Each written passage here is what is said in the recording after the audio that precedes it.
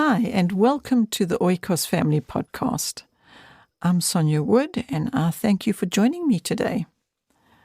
Today's podcast, I'm going to share with you part 2 from the Abundant Life series. Part 2 in the series is all about my own personal medical history, just skimming across the surface of sharing with you the history and the cancer diagnoses that I got along the way, and just basically the backdrop to the story of my personal journey through cancer and my journey to abundant health and abundant life. And I'm sharing this here in the hopes that whoever's listening can take something of it that might support their life as far as them taking steps towards an abundant life, if they currently have a health crisis or not, or know somebody who has a health crisis or not, and they just would like to find ways to make some changes towards a more abundant living. And this particular part 2 in the series is more giving you the backdrop of what prompted these very dramatic steps that we took towards abundant life. So part 1 was the brief medical history of our daughter and son, and then now part 2, I'm going to share with you the brief medical history of my diagnoses. And this is all just to lead into the reasons for and why we ended up taking such drastic steps towards changes in our life, which then resulted in us living an abundant life, which is now what I'm sharing with you in the hopes that it will be helpful to somebody. So, without further ado, here is part 2. I hope you will find it helpful. Part 2. A brief medical history of my journey through cancer. The first cancer diagnosis was uterine cancer. I had surgery and was then put onto oral chemotherapy as a precautionary measure. I was safely in remission for 9 months, and then on a checkup visit with the specialist, it was discovered that I had a lump in the breast.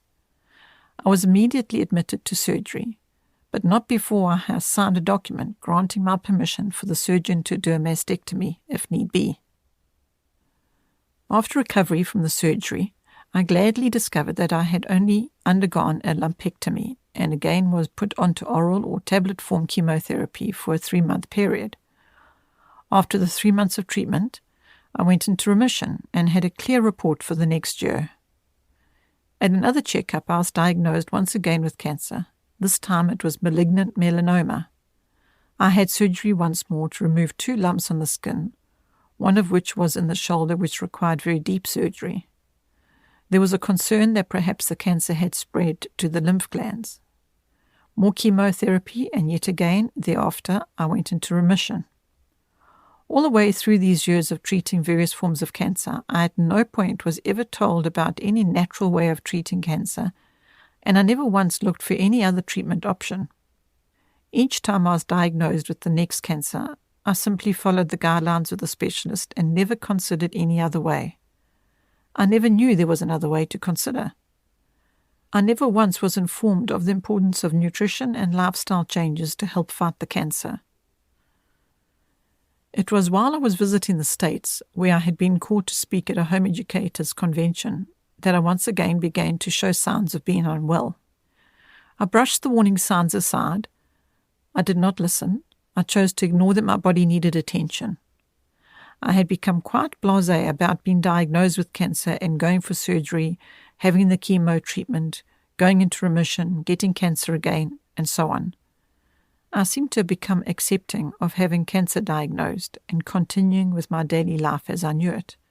I just had the odd inconvenience of having surgery for cancer and the awful side effects of being on chemo treatment. Remember that during all of this, I still needed to be very focused on my children's chronic medical needs, so I saw these cancer diagnoses and treatments as interruptions in the care of my children. I never took these warning signs seriously, and I did not pay attention to the crisis my body was in. By early 2004, I began to experience symptoms which again I tried to push aside. I firmly believe that cancer is not something which prowls around looking for a victim, such as a dreaded virus, which, if it finds you and enters your body, you can call yourself a victim, maybe. However, if our lifestyles are in order, our immune system strong enough, then even those viruses which try to assail us will not have as much chance to take their hold on our body. But cancer is another story. Cancer is waiting to take a hold of us, lying in wait like a thief. And if we neglect ourselves and do not take heed of the warning signs, symptoms, which attempt to get our attention, if we ignore those and continue to deny our bodies the care they should be given, then we are responsible for allowing the cancer to take its grip. Some people have said to me that if I say this, it will cause cancer sufferers to feel guilty about the cancer, and that would be bad. Well, as mentioned before, this is the story I have to share of my own personal fight of cancer, and my strong conviction in this is that the manner in which I neglected my body resulted in my suffering from cancer. Besides, I also believe that had I not come to this conclusion, I perhaps would not have had the same strength of resolve to take up the responsibility of putting things in order the way God was directing me to. Back to 2004. After many years of neglect, however, finally my body gave in, and I was taken to hospital hemorrhaging. While there, I was told that I needed colon surgery and tests done to establish exactly what was going on. I did not go for the surgery. This time it was not because I was ignoring my body, but more because we had begun to pray and ask God to direct and guide us through this health struggle.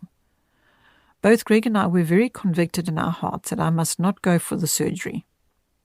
I believe we felt strongly about this, mostly because the last anesthetic I had for previous cancer surgery had had a very devastating effect on me, and that I did not recover as I should have in the recovery room, and emergency action had to be taken for me to be revived. Greg and I were very aware that my body had had enough. Together with this awareness and more earnest prayer, we knew that surgery was not going to be an option this time around. We had learned through this that a more active, continual prayer life is necessary. Instead of going for surgery, I went home. We then waited on God to show us the next step. All the while I was hemorrhaging, the bleeding coming from my colon. Up to this point, we had never taken my cancer so seriously before the Lord, and now we were, because the alternative was for me to have my colon removed, chemotherapy, and hopefully go into remission from the cancer again. Yet this time around, remission seemed less likely than previous bouts of cancer. The cancer was now advanced and very serious.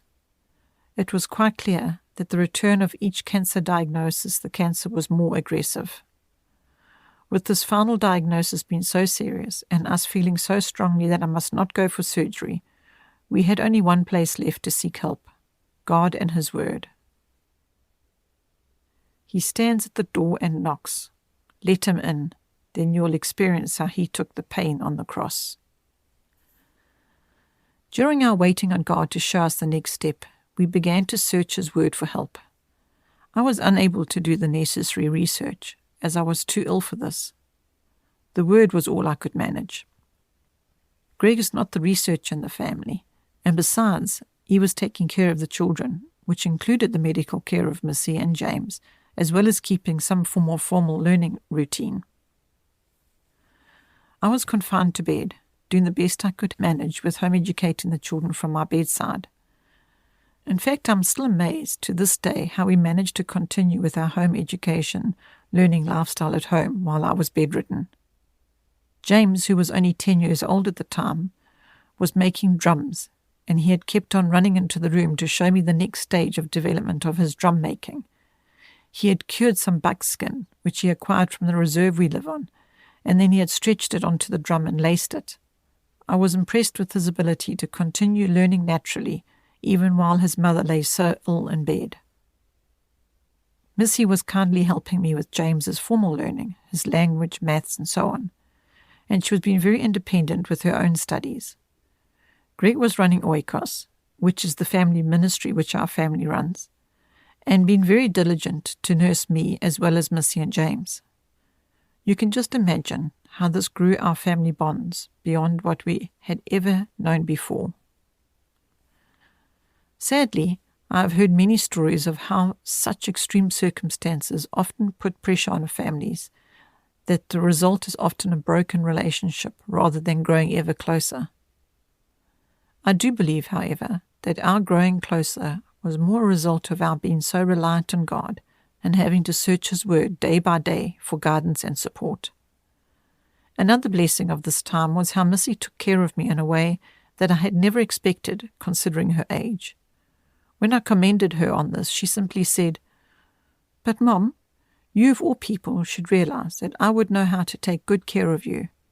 After all the years you have taken care of me in hospital, and while having my infusions at home, you have been teaching me how to take good care of someone who's suffering." Missy would bring me trays with little notes on them and a vase of freshly picked flowers from the garden and a scented candle. She would run bubble baths for me and put candles in the bathroom and lovely fragrant essence, and each time I expressed my amazement at her thoughtfulness, she would simply remind me that this is what I had done for her.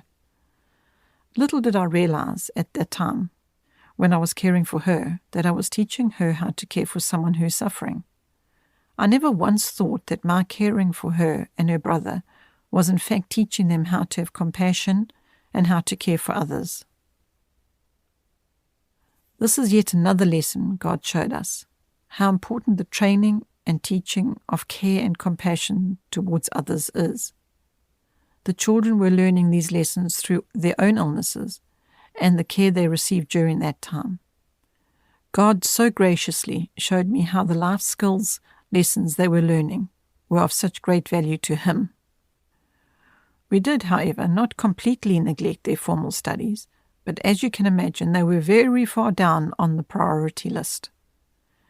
Yet today both of them are well equipped academically, in spite of the academics not being the priority. I stress this point again because it is one of the great lessons He taught us through this time, how He added the things such as their academic needs when they were needed. Matthew 6:33. But seek first His kingdom and His righteousness, and all these things will be given to you as well. Therefore do not worry about tomorrow, for tomorrow will worry about itself. My family were pulling together and we were getting through.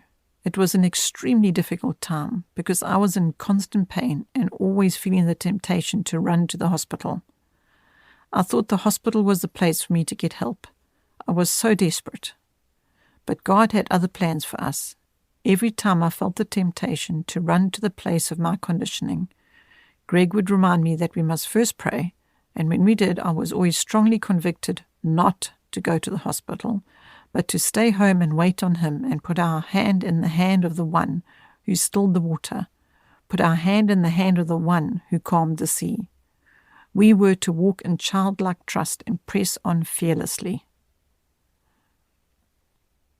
I could go on, give you further details here of how the cancer was spreading by the day, and as obvious tumors were noticeably growing because one of the tumors was a large rectal tumor, which was causing extreme discomfort, pain, and concern. But instead, I've categorized the various aspects of this journey into sections, parts, throughout this book, for easy reference for someone who would like to refer directly to specific sections, such as a practical step of pain management or diet, etc.